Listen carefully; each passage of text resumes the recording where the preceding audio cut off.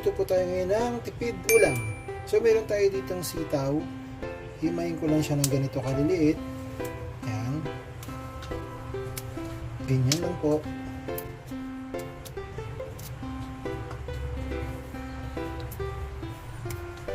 Magigisa po tayo ng sitaw na may kasamang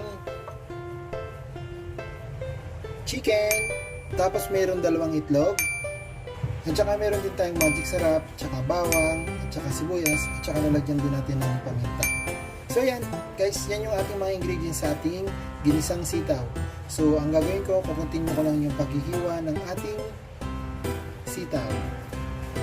Yan guys, pagpuputol-putulin ko lang ng ganito. Tapos, ganyan lang po.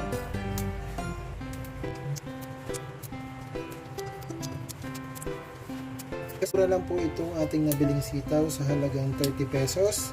Meron na tayong 2 tali ng sitaw. So yung nabili ko na chicken kanina is pinahiwa ko na ng panggisa.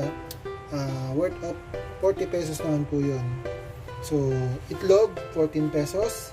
Tapos magic sarap and then sibuyas. So yun lang guys. Napakamura lang po niya at saka may magkakaulam na kayo. So, ito yung aking tipid tips ulam na lulutuin ko ngayon. Kaya namin.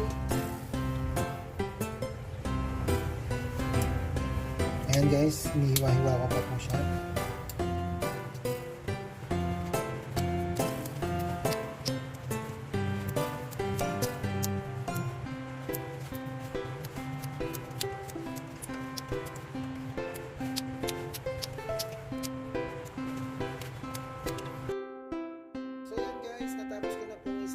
At hiwa-hiwain yung ating sitaw. So mag-umpisa na po tayo magluto ng ating ginisang sitaw. Guys, ito na yung ating mga sangkap sa ating gagamitin na ginisang sitaw. Meron tayong egg, tsaka onion, then garlic, chicken, at saka yung ating sitaw. So meron tayo ditong yung langgunisa, nalagay din natin siya, tsaka yung ating fried talong. So guys, yan na po. Tara na, umpisahan na natin magluto. So yan guys, umpisa na natin.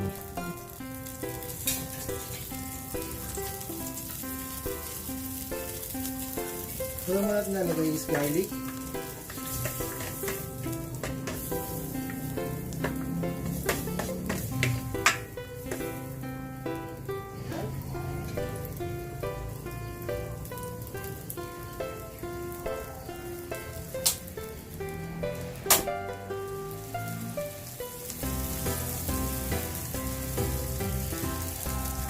Next naman ay ang ating bawang at sibuyas.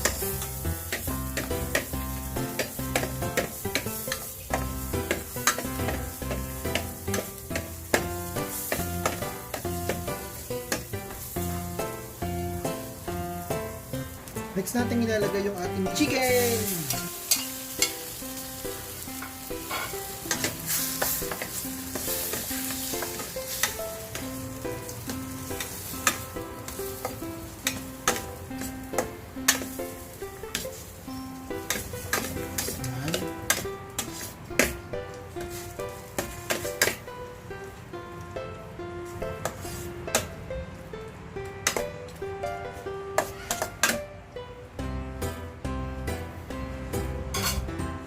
So, hintayin lang natin yang maluto.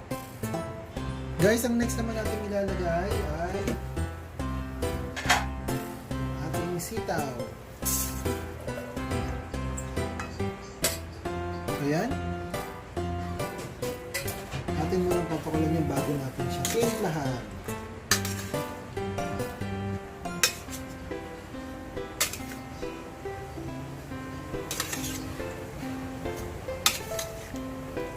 So yan guys, nakikita nyo dami siyang naging lahok. So titimplahan na po natin siya. Saka natin pakukuluan ulit. Ito natin ang ating magic sarap.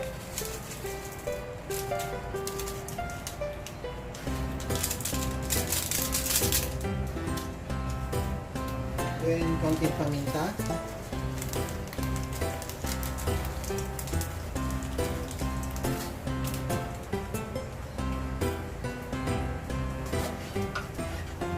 Nilalagyan din natin siya ng asin.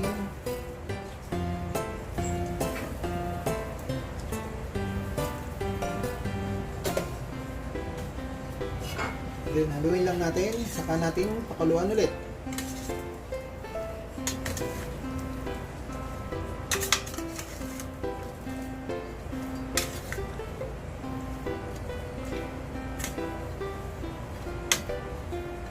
Ayan guys. Tatakpan ulit natin siya. Guys, isasasama na natin itong ating longganisa.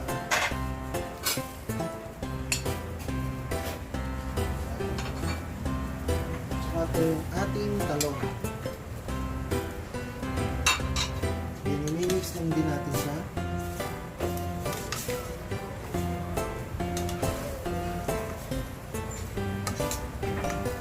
So, hintayin lang natin siyang lumambot.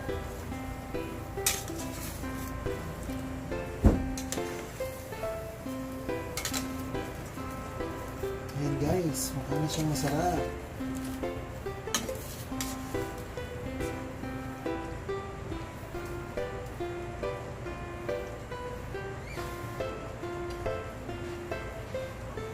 Guys, pakuluan pa natin maigi para lumambot yung ating sitaw. Guys, lalagyan din po natin ng ating Mamacita's oyster sauce sa ating ginisang sitaw.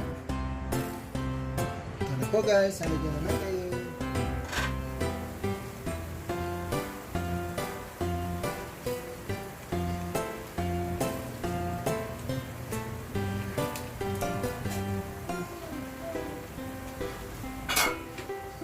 Hinahaluin po natin.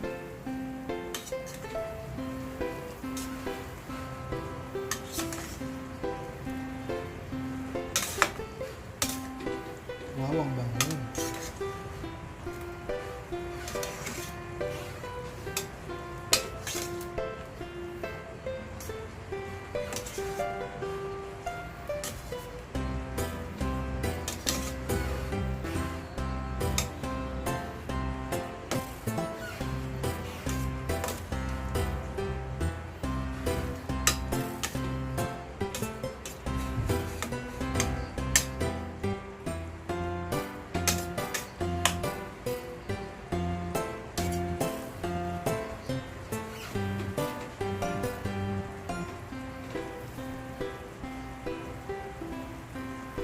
Silipin po natin ang ating ginisang sitaw.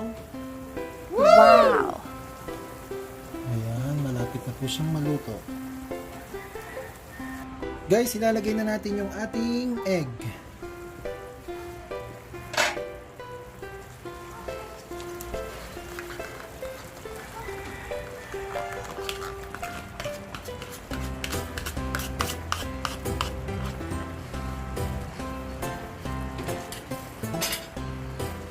Then, haluin lang natin.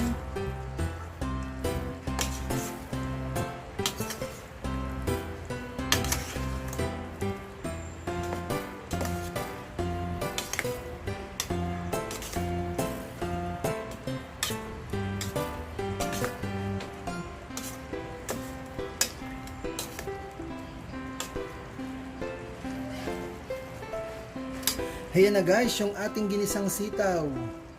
Malapit na po siyang maluto na nilagyan natin ng egg at saka ng ating oyster sauce. Ayan na guys, malapit na po siyang maluto. Ayan po guys, luto na po yung ating ginisang sitaw. So ang next naman natin ay magpi-plating na po tayo para makakain na tayo. Ito na po yung ating naluto na ginisang sitaw with oyster sauce at saka nilagyan natin ng egg. Ayan po guys. Try nyo po ito at tsak, magugustuhan po ng family niyo. Masarap po siya guys. So guys, yan na po nagtatapos yung vlog natin for today. Salamat po. Bye bye!